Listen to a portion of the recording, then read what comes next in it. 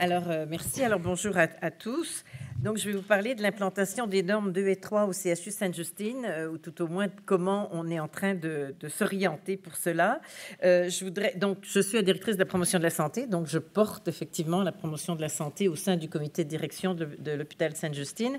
Mais je veux signaler aussi qu'il y a plusieurs personnes qui travaillent avec moi, dont Jean-Romuald Pillard et Chiara Raffaellini, qui Chiara s'est associée à nous plus sous forme de consultante expert. Puis on a aussi dans la salle Martine Fortier, Isabelle Marcoux et Kim Loranger, donc qui, d'une façon ou d'une autre, participent à tout ce travail-là, et je les en remercie.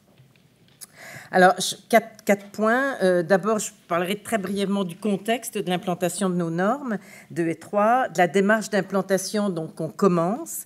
Je souhaiterais aussi vous partager un exemple d'outil de prévention qui est destiné aux patients et à leurs familles. Et en conclusion, ce sera peut-être un peu répétitif, donc j'irai plus vite, les conditions de réussite qui ont déjà été largement abordées. Alors, donc, la promotion de la santé fait partie de la mission de l'hôpital Sainte-Justine depuis plusieurs années. Et la direction de la promotion de la santé a été créée en 2007, a eu une phase active pendant quelques mois, puis une phase de latence, puis a été finalement renouvelée en 2010, avec création aussi d'un centre de promotion de la santé qui clairement s'oriente aussi vers la communauté. Alors, la norme 1, on fait partie des établissements qui sont...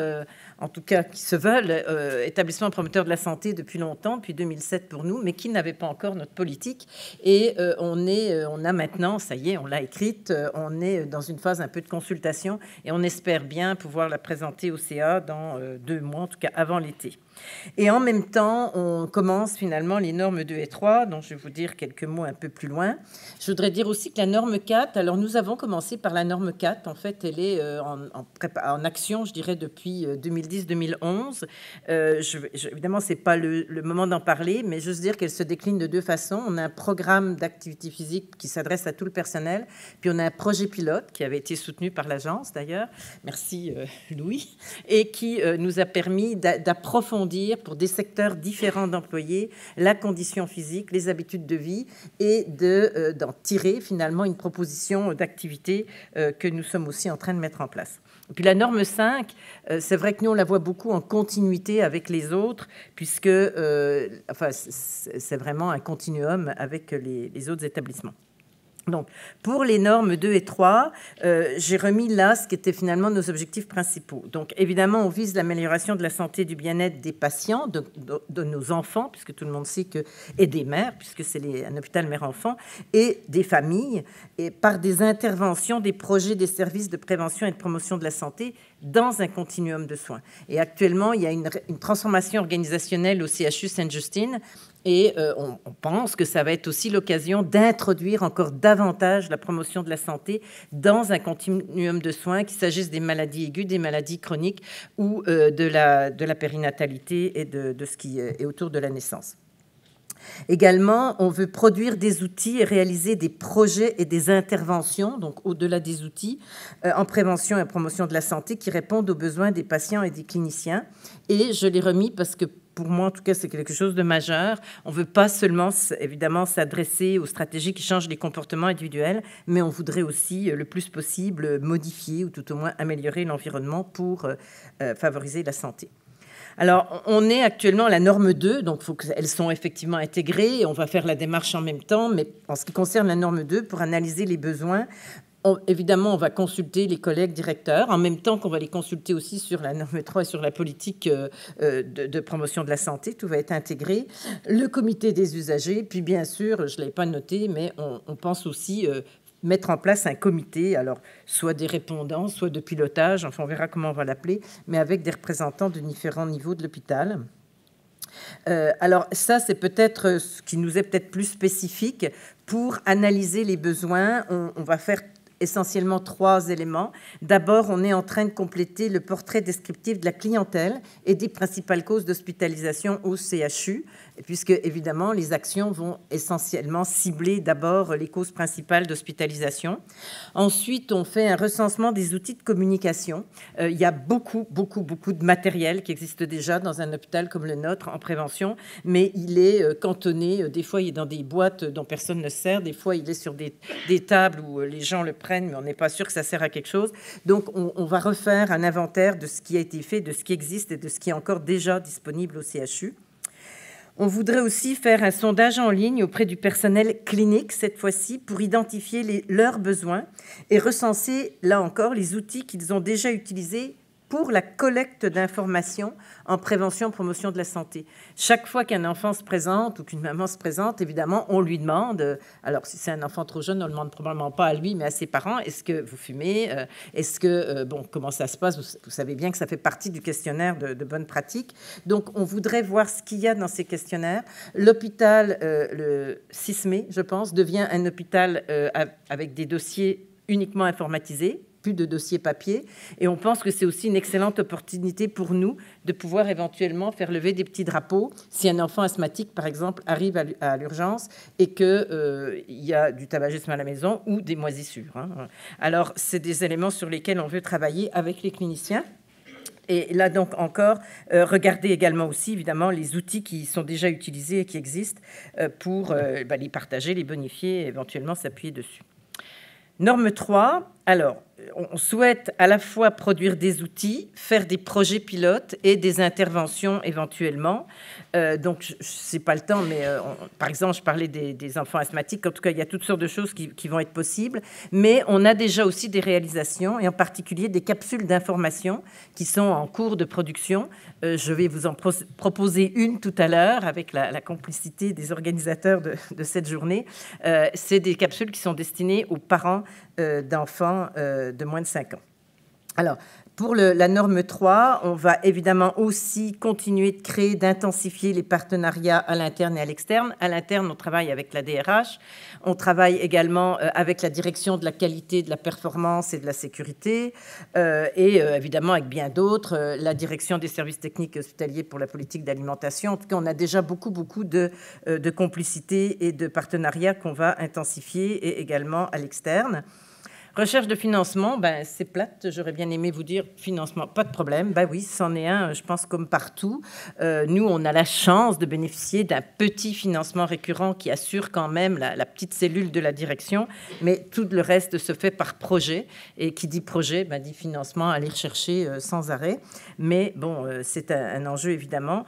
Et puis, par la suite, ce qui nous apparaît important, c'est de choisir les stratégies de diffusion et des informations. Et j'ai beaucoup aimé tout ce qui a été dit sur l'importance absolue de communiquer. On a déjà des chroniques dans Interbloc, qui est le journal qui est distribué aux 6 000 employés du CHU, mais évidemment, ça ne suffit pas. On va encore intensifier nos stratégies de communication. Alors, je voulais vous parler juste un petit peu plus. D'ailleurs, j'ai des pamphlets que vous pourrez nous demander si vous les souhaitez. Il y a un pamphlet sur le centre de promotion de la santé, puis il y en a un autre donc sur les capsules d'information. C'est une grosse opération. On s'est lancé dedans, a priori, de façon beaucoup plus modeste, puis ça s'est intensifié. Donc, on pense que les salles d'attente sont une excellente opportunité de diffuser des messages de prévention, voire de promotion de la santé. Alors, c'est une information qui peut-être aussi, des fois, avec des outils d'accompagnement, se transformer en éducation à la santé. Alors, on a choisi, nous, de faire des capsules d'information pour les parents de jeunes enfants, donc essentiellement moins de 5 ans, sur des sujets de santé publique, évidemment touchant la santé de la mère et des enfants. Alors, ce sont des capsules silencieuses, parce qu'évidemment, dans une salle d'attente, si vous mettez un son, je pense qu'il est complètement couvert et que ça ne sert à rien.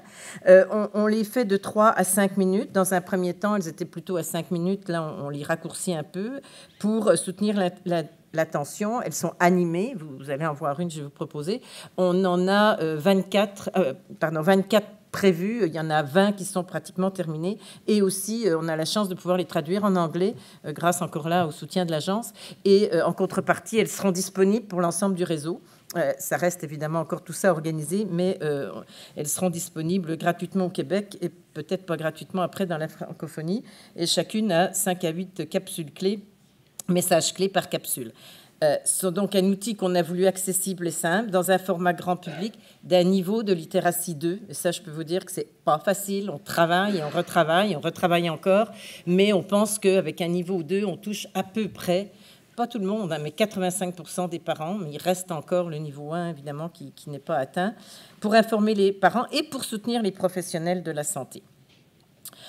Alors, avant de vous proposer la capsule, deux diapos pour terminer. Donc, l'évaluation. on se donne, enfin, on vise un programme d'évaluation. D'abord, encore une fois, nous aussi, on intègre, on va intégrer nos indicateurs dans la préparation de l'agrément, ce qui est un peu plus compliqué chez nous. Bon, l'agrément Canada, c'est fin 2015, donc on est déjà en train de se préparer, bien entendu, mais on a ça Plantry, donc on a les normes d'agrément Canada, les normes HPS et les normes Plantry, donc on est en train d'essayer d'arrimer tout ça. Ensuite, il faudra faire une démarche d'évaluation de l'implantation, en tenir compte pour améliorer et ajuster évidemment ce qui aura été mis en place. Puis, on tient absolument à faire une évaluation d'impact, ce qui ne sera pas nécessairement non plus très facile, mais on le vise. Alors, avant de vous présenter la capsule, évidemment, toujours les mêmes éléments. L'appui de la direction générale, et on a la chance d'avoir Fabrice Brunet à la tête de l'hôpital, qui est un fervent passionné de la promotion de la santé, ce qui, évidemment, nous aide beaucoup. Consultation et application des partenaires internes, externes, intégration avec la réalité organisationnelle, donc c'est ce que je viens de vous dire, travailler avec la rétroaction, les ajustements, les partenaires externes et, encore une fois, toujours la question de la pérennité du financement et de sa pérennité. Et si vous voulez bien, donc, je vous proposerai cette capsule. Alors, attendez que je fasse ma manipulation. Voilà, et ensuite, je crois que ça devrait aller. Alors, c'est une capsule silencieuse, donc vous allez pouvoir reposer vos oreilles pendant quelques minutes, 3 minutes et demie à peu près. Et c'est une des 24 diapositives que je vous propose. C'est en PDF, donc il y a une petite, à un moment donné, ça va un petit peu plus vite que ce qu'on voudrait, mais ça vous donne une idée, finalement, du type d'outils qu'on diffuse. Alors celle-ci, c'est le thermomètre de la colère. C'est un outil qui a été préparé par des intervenants de Sainte-Justine et qui on a soutenu aussi financièrement et qui est inséré dans la politique de périnatalité et qui a été d'ailleurs présenté à l'ensemble du Québec au niveau des salles d'accouchement et des CSS aussi par la suite.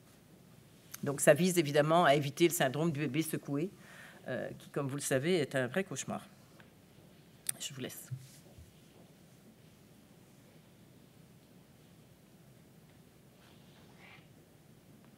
Alors, des fois, c'est un peu long parce qu'on veut que les gens, même distraits par l'enfant, puissent capter l'information.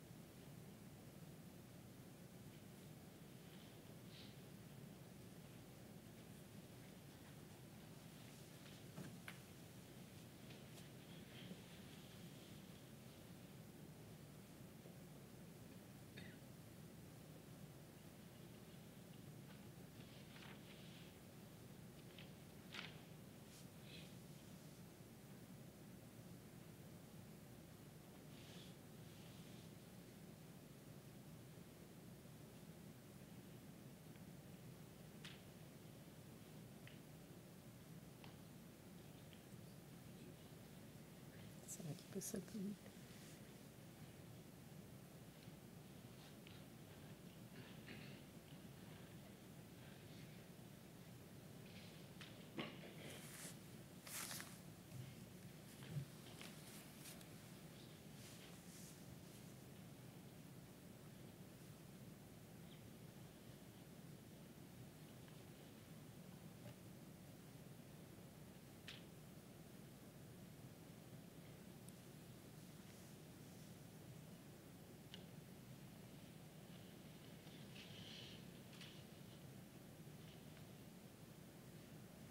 Alors, juste vous dire qu'elles ont été évidemment évaluées, enfin, simplement par audit dans les salles d'attente, et qu'autour d'un échantillon de 60 personnes, il y avait 98% de gens qui trouvaient que l'information était pertinente, qu'ils avaient appris quelque chose, et 80% qui trouvaient que les thèmes, parce qu'il y en avait 5 à ce moment-là, étaient pertinents. Donc, au moins, pour l'instant, on les continue, on les a continués. Merci.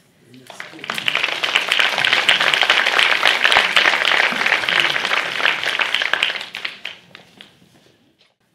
Alors, bonjour à tous.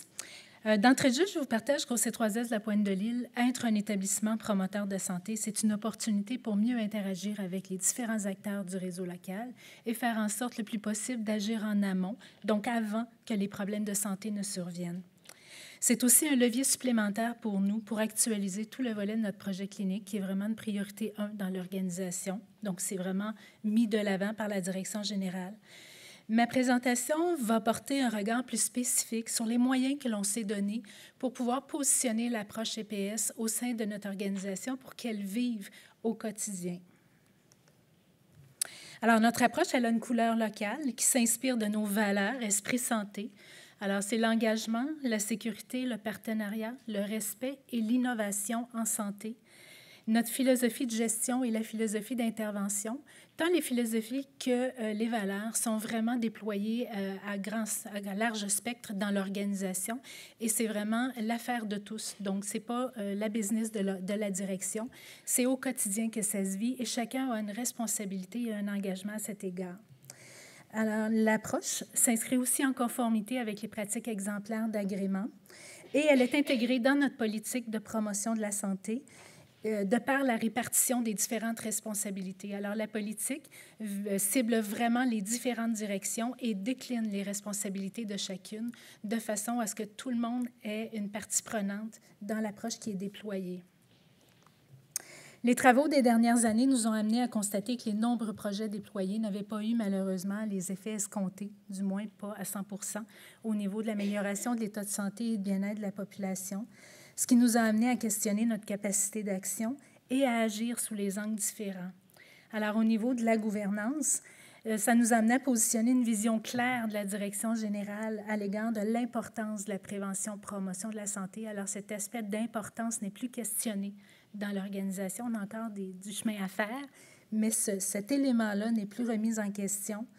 On a profité aussi de l'occasion pour faire une révision de la gouvernance du projet clinique qui nous a amené à développer, entre autres, un portefeuille de projets plutôt que d'avoir une multitude de projets qui allaient un petit peu dans toutes les directions. L'amélioration de la performance au niveau de la responsabilité populationnelle, alors, passe, selon nous, par une meilleure connaissance de ce qu'est la responsabilité populationnelle. Il y a eu, dans la dernière année, la formation du conseil d'administration à cet égard. Et on travaille beaucoup au quotidien avec la règle qu'on a appris, qu'on a baptisée la 30-70 %. En quelque sorte, c'est qu'on part de l'estimation que notre offre de service C3S rejoint environ 30 % de la population. Donc, ces gens-là, ce sont des utilisateurs de services, c'est des clients, et qu'on a l'obligation de poser des actions et des gestes concrets pour rejoindre le 70 % qui n'est actuellement pas rejoint par l'organisation. Alors ça, c'est une formule qui aide beaucoup au quotidien les gestionnaires, entre autres dans la planification des différentes activités. Le volet structurel, alors ça a été de se doter d'une structure que je vais vous présenter, de mécanismes, de préciser les différents rôles et responsabilités tout en s'assurant de leur cohérence et de leur complémentarité. Vous le savez, probablement chez vous, c'est la même chose. Il y a beaucoup de comités, d'instances et de regroupements dans les organisations. Donc, il y a eu vraiment un inventaire de faits à cet égard-là pour optimiser celles qu'on faisait le choix de conserver et de faire en sorte que les bons acteurs y soient aussi présents. Et à cet égard-là, la politique de promotion de la santé joue aussi un rôle clé. Au niveau de la transformation clinique, je mets de l'avant le leadership transversal. Alors, au-delà des forces et de l'expertise dont on ne peut pas se passer au niveau des directions, programmes, services, il y a vraiment un regard qui a été porté pour bonifier notre leadership transversal, tant au niveau de la gouvernance, au niveau de la gestion, qu'au niveau plus près de la proximité de l'intervention, donc un leadership plus collectif. On retrouve ici les 3 grandes instances principale de notre structure révisée pour une meilleure capacité d'action. Et dans le fond, le schéma à gauche, c'est pour représenter les différents acteurs du réseau local. Parce qu'on sait que l'offre de service comme telle du C3S, c'est un déterminant de la santé, mais ce n'est pas le seul à considérer. Donc, on ne pouvait pas non plus jeter, et on ne voulait pas jeter un regard seulement sur notre structure interne. Alors, le comité EPS, qui est en haut de page, il est piloté par le directeur général adjoint, qui est le principal porteur de l'approche établissement promoteur de santé chez nous. Il est composé vraiment par des professionnels et des gestionnaires représentatifs de plusieurs directions. Et actuellement, ce comité-là travaille avec la priorité norme 4. Le comité de la qualité, c'est un comité de coordination. Il est piloté par la directrice de la qualité des communications. Et il a pour le mandat d'assurer la continuité des actions pour nous aider à atteindre, dans le fond, les cibles de performance par rapport aux pratiques exemplaires d'agrément. Donc, on ne travaille plus l'agrément aux 4 ans ou aux 3 ans quand la nouvelle revenait. Et avec beaucoup de gestion de stress, nous, on le fait vraiment de façon éclatée, en continu. Et ce comité-là a fait beaucoup de différences depuis les 3 ans qu'il est actif au C3S. Tous les coordonnateurs sont présents à ce comité-là, les directeurs ciblés aussi. Le directeur général adjoint, il représente, entre autres, établissements promoteurs de santé, et le directeur local de santé publique a aussi cette préoccupation-là. Et il y a des mécanismes aussi qui ont été mis en place de façon à s'assurer, c'est devenu vraiment le cœur, si on veut, de la qualité de l'offre de service et de nos pratiques. Donc, il y a des moyens qui sont mis en place pour faire en sorte que les comptes rendus de ces rencontres-là soient vraiment intégrés par les gestionnaires et diffusés au niveau des professionnels de façon à ce que tout le monde ait accès à ce qui se discute là et puisse aussi influencer ce qui se discute là. Le comité de coordination, prévention, promotion de la santé, lui, il est piloté en tandem par le directeur local santé publique et le directeur services généraux, jeunesse et à la famille. Et c'est notre petit dernier.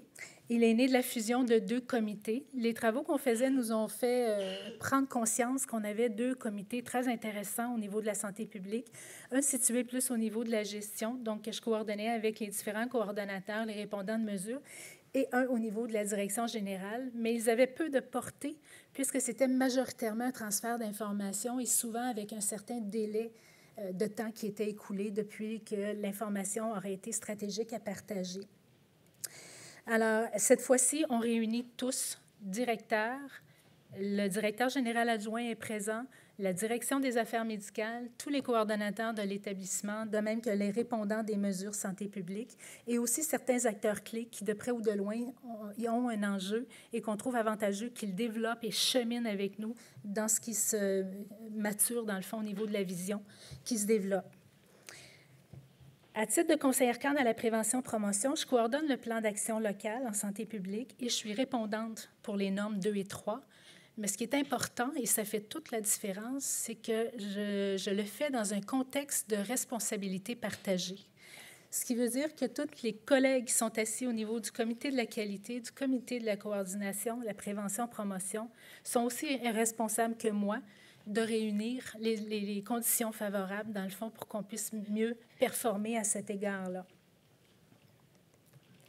Concrètement, je ne vous les énumère pas, c'est des projets qui sont déployés majoritairement au niveau des saines habitudes de vie, alimentation, de même que la cessation tabagique, prévention du cancer du sein.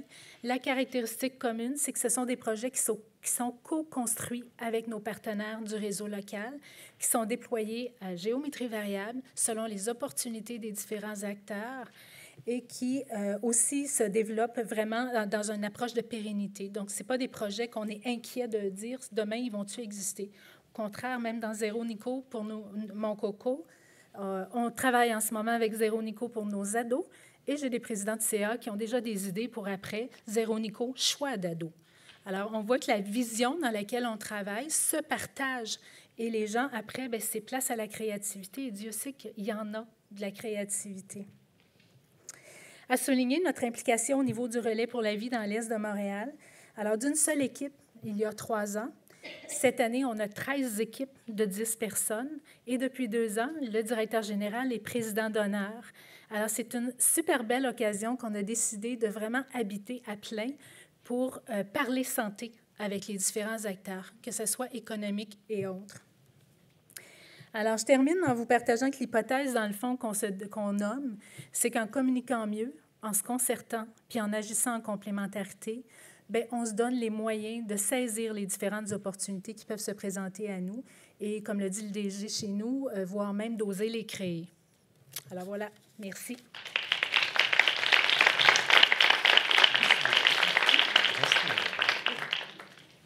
Merci beaucoup toutes les deux. Comme vous voyez, il y a des approches, je dirais, hautement structurées qui reflètent probablement les profils internes des organisations, mais aussi les initiatives et la créativité des gens qui pilotent le mouvement de promotion de la santé. Alors, si vous voulez, c'est le temps de réagir. Bonjour, ma question, c'est pour Christine Collin. J'ai manqué le début de ta présentation, mais est-ce que ces capsules-là vont être accessibles à tous les membres du réseau Mère Enfant? Est-ce qu'on va les acheter? Comment on va faire pour y accéder? Oui, ben merci Louise. Ben, en fait, aussi, j'ai oublié de dire que c'était d'abord une réponse à une demande qu'on a fait ces capsules, puis c'est évidemment une des interventions qu'on a faites depuis plusieurs années. Mais quand on a vu que finalement ça répondait bien, elles sont en test actuellement dans nos salles d'attente. On les a d'abord fait pour nos propres salles d'attente. Et puis, quand on en avait parlé au réseau, d'ailleurs, québécois, il y a déjà 1 an et demi, quand on les avait commencés, on avait senti de l'intérêt parce que ces outils-là n'existent, enfin, il n'en existe pas. Hein, on les a créés de toutes pièces, on les a pensés et travaillés. Donc, on va les mettre à la disposition du réseau. Je pense qu'il y a un endroit, en tout cas, où on pourra les partager gratuitement, même si les temps sont durs et qu'il a fallu un peu négocier ça quand même. Et puis, par la suite, on aimerait éventuellement les vendre en dehors, soit dans la francophonie ou soit plus largement, puisqu'il y aura des versions anglaises qui sont en grande préparation. Je voudrais vous féliciter parce que c'est vraiment, en tout cas, la capsule qu'on a vue, c'est très intéressant. Puis, dans les C3S, comme dans celui où je travaille, on a beaucoup de groupes dans le besoin. Puis, on a beaucoup de liens avec les organismes communautaires qui reçoivent également ces familles, ces parents, et qui font beaucoup d'activités. Puis, Dieu sait qu'en périnatalité, puis en petite enfance, il y a beaucoup d'organismes qui se consacrent à ça. Donc, je trouve que c'est quelque chose qui va être vraiment intéressant.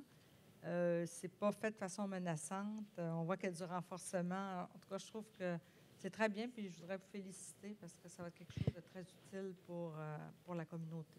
Merci Louise. Puis j'en profite pour dire que, chemin faisant, on a mis sur pied un comité aviseur pour nos capsules parce qu'on voulait être sûr de répondre aussi aux besoins.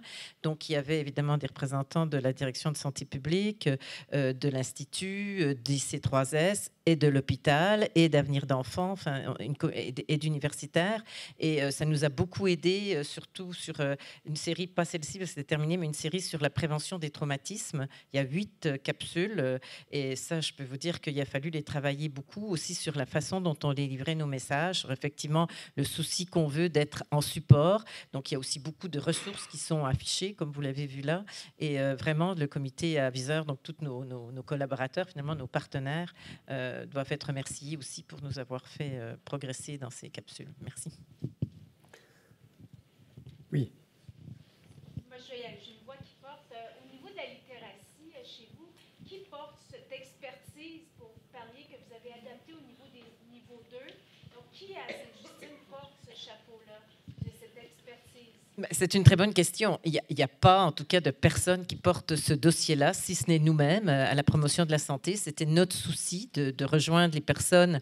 On aurait aimé pouvoir aller à un niveau encore inférieur, aller pour rejoindre 100%, mais on a trouvé que le niveau 2 était un bon compromis. Alors, on s'est évidemment informé. On a été au colloque l'année dernière ici. On a vu d'autres partenaires. On a travaillé avec des gens qui avaient travaillé là-dessus. Et encore une fois, là, les partenaires au niveau du comité aviseur étaient extrêmement précieux puisqu'il y avait les gens d'Avenir d'enfants qui travaillent eux-mêmes avec des communautés plus démunies. Puis là, les dernières, pas toutes, mais on va en tester en tout cas une partie aussi avec des parents Donc, on a un petit peu d'angoisse, non, mais en tout cas, on voudrait vraiment pouvoir aller le plus loin possible dans ces capsules qui sont quand même, oui, une nouveauté, je pense, et on pense que... Et elles sont aussi pensées pour que même si les gens manquent une ou deux diapos, ils puissent quand même accrocher les messages. C'est pour ça que c'est un peu lent puis que c'est répétitif. Bon, voilà. Mais la littératie, c'est sûr que... Je pense que quand je dis qu'il n'y a pas de porteur, je pense qu'il y a plusieurs personnes soucieuses de ça, mais il n'y a pas d'unité, finalement, où c'est vraiment affiché, sauf ce qu'on a fait pour l'instant, nous, avec ces capsules. Une sous-question, les communications de Sainte-Justine, j'imagine qu'elle était un partenaire clé dans ce projet-là. Alors, c'est intéressant parce que déjà, dans notre unité, on est, en tout cas, on n'est pas 10 personnes temps plein, mais on est 10 personnes qui travaillons à temps plein ou partiel dans l'unité, dans la direction de la promotion de la santé. Et il y a une de nos collaboratrices, Nicole Saint-Pierre, qui vient de la direction des communications et qui travaille à mi-temps chez nous. Donc, qui, évidemment, participe très intensément. Puis aussi, je dois dire que pas celle-ci, parce que les personnes qui avaient organisé, qui étaient en charge à l'époque ont quitté, mais c'est actuellement le docteur Alena Valderrama, qui est pédiatre et médecin spécialiste santé publique, qui a repris toute la construction des capsules avec Nicole Saint-Pierre et puis avec d'autres collaborateurs, dont Martine Fournier, qui est ici, et puis d'autres collaborateurs dans l'unité. C'est lourd, hein? Je peux vous dire que quand on a commencé, on ne pensait pas que ce serait aussi lourd. Je pense certaines, surtout les premières des traumatismes, je pense on en est à 12 versions simplement avant les illustrations. Et ensuite, il faut travailler sur les illustrations puis sur l'animation. Mais les dernières, là, il y en a quelques-unes, 4 qui sont en voie de finition des textes. Ça va plus vite parce qu'évidemment, on a acquis de l'expérience. On souhaite aussi, oui, je devrais dire, on souhaite aussi faire un guide d'utilisation des capsules qui va plus loin avec les données parce que les 19 dernières, on a refait toute la revue scientifique, donc on a vraiment beaucoup plus de connaissances. C'est ça qui est très frustrant. On part de 100 pages quasiment, puis on arrive à quelques écrans. Donc on voudrait les mettre à disposition aussi des professionnels. Puis idéalement, on voudrait aussi faire une évaluation d'impact, en tout cas où aller le plus loin possible. On va y aller étape par étape. Et Dieu sait que ce n'est pas les temps d'attente qui manquent dans les salles d'attente. Exact. Alors, mon ancien, quand j'étais au ministère, Jean Rochon, qui était le ministre, me disait toujours, il n'y a jamais de médaille assez mince pour ne pas avoir 2 faces. Alors là, on vient de trouver une petite face positive. La petite face cachée de la médaille. Moi, j'aurais une question, si vous permettez, pour Nathalie. Le modèle que tu as présenté, qui est très intégré, qui décrit très bien, entre autres, une prise de position pour les valeurs de l'entreprise chez vous. Comment est-ce que vous avez diffusé ou amené les gens à souscrire à ces valeurs-là? Si on demandait à des travailleurs qui sortent de chez vous quelles sont les valeurs de l'organisation, est-ce qu'ils seraient en mesure de nous refléter ça? Tout à fait. Parce qu'ils ont participé dès le début. Dans le fond, l'information qui a été nommée, c'est dans un premier temps de partager l'intérêt du directeur général pour faire une démarche pour identifier les valeurs. Il y a eu des groupes qui ont été formés, genre focus group, ou différents professionnels, selon sur une base volontaire, ou encore des gens qui ont été ciblés pour représenter certains professionnels, syndicats et autres. Et ces gens-là ont réfléchi ensemble au niveau des valeurs. Par après, leur travail a vraiment cheminé. Les équipes de gestion ont fait la même démarche. Et c'est la même chose qui est faite par rapport à la philosophie de gestion et d'intervention. Alors, quand elle redescend, ben, c'est du connu, on y a déjà réfléchi, on l'a influencé et il nous reste qu'à l'appliquer. Alors, en ce moment, ce qui est fait beaucoup, ben, c'est presque terminé, mais dans certaines équipes, c'est de regarder quel sens, moi, dans ma pratique, je peux donner, quel changement je peux apporter, comment je peux renforcer cette inscription-là dans ma pratique. Mais on n'en est plus au questionnement, savoir est-ce que j'y adhère comme valeur, comme philosophie. C'est vraiment une approche intégrée où les gens ont participé et influencé tout au long. Merci. D'autres questions? Qu'est-ce qui est écrit sur ce papier? Publicité. C'est ça? Guide de littératie publié récemment, incluant les principes et les précautions. Un lien sur le site EPS. Alors, c'est comme ouvrir un fortune cookie et découvrir soudainement que ça répond à nos questions. Alors, il y a un guide de littératie qui est publié sur le site EPS. N'hésitez pas à le consulter. C'est un guide qui a fait l'objet de travaux très intéressants. Moi, je voudrais poursuivre sur l'idée des besoins non exprimés. La norme 2, la population peut savoir qu'elle a des besoins, mais il y a certains besoins qu'elle ne sait pas qu'elle a besoin au niveau de la santé. Je pense à la capsule que vous nous avez montrée. Je ne suis pas certaine si on, je ne sais pas, je lance la question, si on sonde les parents de Sainte-Justine sur leurs besoins en termes de promotion de la santé, je ne suis pas certaine que la question de la colère et de l'impact du bébé secoué ressortirait. Et donc, je fais le lien avec le mandat de responsabilité populationnelle qu'on a dans les centres de santé et services sociaux sur aller aussi forer les besoins non exprimés de la population. Et pour moi, c'est un exemple assez concret d'une illustration de ce que c'est qu'aller creuser la norme 2, mais dans une perspective des besoins non exprimés. Oui, oui, c'est un excellent point. C'est pour ça aussi que je vous ai mentionné qu'on va regarder les pathologies les plus fréquentes des enfants qui arrivent à l'hôpital. Bon, par exemple, il y a quand même énormément d'enfants qui arrivent avec des blessures non intentionnelles. Donc là, on a 8 capsules, mais il y a d'autres choses. L'asthme, on le sait, ça augmente. Donc, on fait finalement, on va faire une synthèse de différentes sources d'informations. Je voudrais aussi vraiment qu'on discute beaucoup avec le comité des usagers, mais en sachant qu'il n'est pas non plus absolument représentatif de l'ensemble des usagers. Sainte-Justine a un bassin de desserte pour le tertiaire et le quaternaire qui est très, très large, mais il y a aussi une population locale qui est beaucoup, en partie, une population migrante. Puis encore une fois, le mandat que j'ai, en tout cas comme directrice de la promotion de la santé, c'est pas seulement la population de l'hôpital, c'est pas seulement le quartier autour de l'hôpital. Et donc là, il me revient évidemment de faire les bons choix, puis de les faire aussi approuver par le directeur et mes collègues.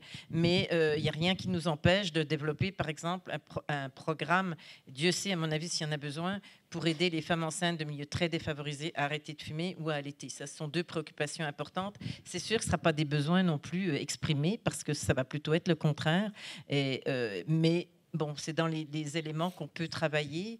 Mais c'est pour ça aussi qu'il faut travailler en complémentarité avec le réseau avant, après. L'allaitement, c'est un exemple extraordinaire, parce que 3 jours à l'hôpital, mais si ça n'a pas été préparé avant, puis c'est pas soutenu après, l'hôpital ne peut rien faire. Donc, en fait, bon, on pourrait en parler longtemps, mais c'est une grosse préoccupation, en tout cas, de rejoindre les vrais besoins. Ceci ne clôt pas le sujet, mais nous devons clore la séance. Alors, mesdames, merci infiniment.